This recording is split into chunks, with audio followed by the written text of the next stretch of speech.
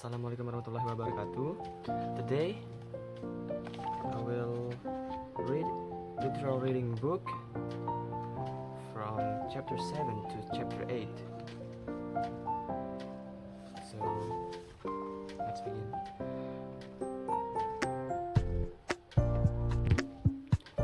Chapter 7: How to give a good speech. We are called human to make a speech at some point in life, but most of us don't do a very good job. This article gives some suggestions on how to give an effective speech. So, number 1, you have to give a speech and you're terrified. You get nervous. You forget what you want to say. You stumble over words. You talk too long and you bore your audience. Later you think, thank goodness, it's over. I'm just no good at public speaking. I hope I never have to do that again. 2. Cheer up. It doesn't have to be that bad. Here are some simple steps to take the pain out of speech making. First of all, it is important to plan. Do you do your homework? Find out everything you can about your subject, and at the same time find out as much as you can about your audience. Who are they? How do they know about your subject? Do they have a common interest? Why are they coming to hear you speak? Put yourself in their shoes and you prepare your speech. Number 3. Ask yourself the purpose of your speech. What is the occasion? Why are you speaking? Are you introducing another speaker? Moderating a discussion? Giving a lecture? Convincing someone? There are many possible speaking roles, and each one has its own special characteristics.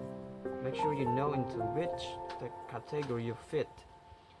Don't spoil your speech by confusing one speaking role with another. 4. Let us suppose that you have been asked to introduce the main speaker at a conference. First, find out the most important and interesting things about the speaker. Then, summarize this information in a few remarks. It is alright to tell a joke or an anecdote if it is in good taste and will not embarrass the speaker. And most important, be brave. Remember, you are not the main speaker. You are introducing the main speaker. If you are a moderator, you should begin by giving a quick introduction of the people on the panel. After that, you should try to keep the discussion running smoothly, and you should try to focus on the connections between speakers. Keep yourself in the background. Don't talk too much and don't interrupt the panelist. Be tactful and be considerate. 6. If you are giving a lecture or explaining an idea, gather as many facts as you can on your subject. Spend plenty of time doing your research. Then spend plenty of time organizing your material so that your speech is clear and easy to follow. Use as many examples as possible and use pictures, charts, and graphs if they will help you make your points more clearly. Never forget your audience. Don't talk over their heads and don't talk down to them. Treat your audience with respect. They will appreciate your thoughtfulness. 7. If you are trying to sell something, you will need to convince your audience. Do you want them to vote for a candidate A? Are you offering them a new improved toothbrush? This kind of speech is usually dramatic, but here too, you must do your research and know your fact. 8. When you are making your speech, try to relax. Speak slowly and clearly and look at people in your audience. Use simple vocabulary and expressions whenever possible. pause for a few seconds now and then to give your audience a chance to think about what you have said. Make sure that everyone in the room can hear you. If it is a large room or an auditorium, you will probably have to use a microphone. And the last means 9. Just remember, be prepared. Know your subject, your audience, and the occasion. Be brave, say what you have to say, and then stop and be yourself. Let your personality come through so that you may present-to-person contact with your audience. 10. If you follow these simple steps, you'll see that you don't have to be afraid of public speaking. In fact, you may find the experience so enjoyable that you'll volunteer to make more speeches. You're not convinced yet. Give it a try and see what happens. And that's for chapter 7. Chapter 8. What do you don't know about exercise? Exercise is good for you, doctors say, but most people really know very little about how to exercise properly. What do you know about exercise? Take this true-false test. You will probably be surprised. A. Exercise. Everyone advises, but immediately when you try, you run into trouble. There is so much contradictory, sometimes incorrect advice about exercising that you become confused. Test yourself on the following true-false quiz. It will test you what you need to know. And next, number 1. The best way to reduce the midsection is to do abdominal exercise. False. Many people believe that when specific muscles are exercised, the fatty tissues and the immediate area are burnt up. The truth is that exercise burns fat from all over the body and not from one specific area. Regardless of the type of exercise, of course, if you reduce the fat throughout your body, you will certainly see results around your waistline too. 2. To maintain an adequate level of physical fitness, you need to exercise only twice a week. False. Studies conducted by NASA, the National Aeronautics and Space Administration, show that an unexercised muscle loses their strength very quickly.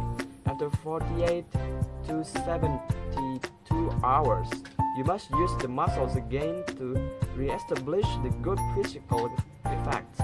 And what does that mean to you?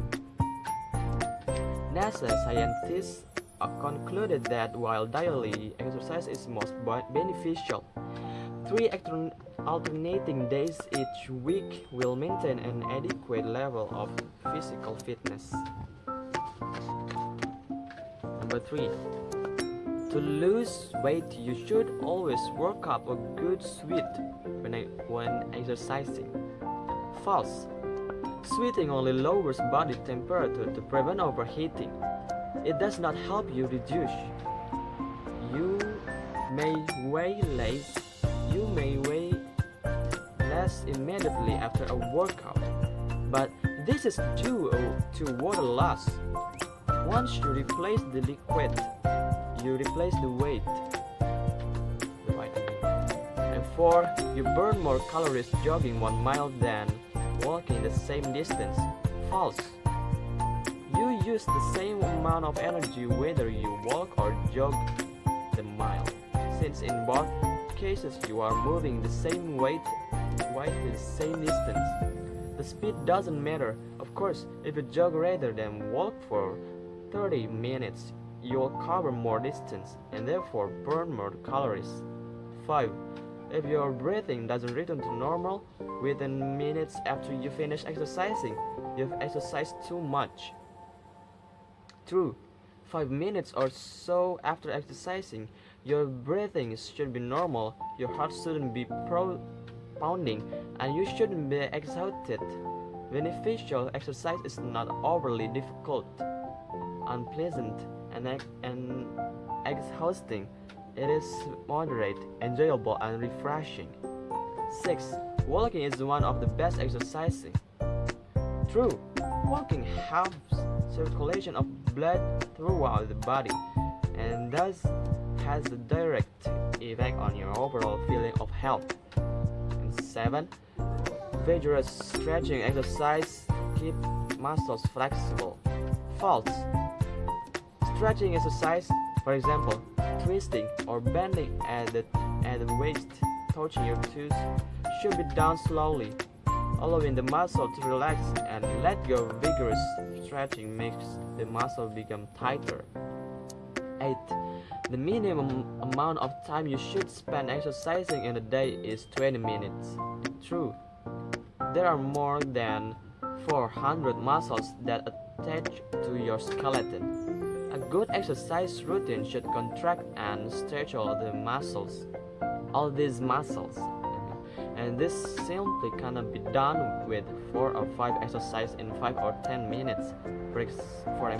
From experience, I've found that about 20 minutes is the minimum amount of time needed for an adequate workout. B. How long it takes you to become physically fit depends on how unfit you are when you start. If you are out of condition, you certainly can shape up in 21 days. However, shaping up doesn't do any good unless you plan to stay in shape. And that means exercising from now on.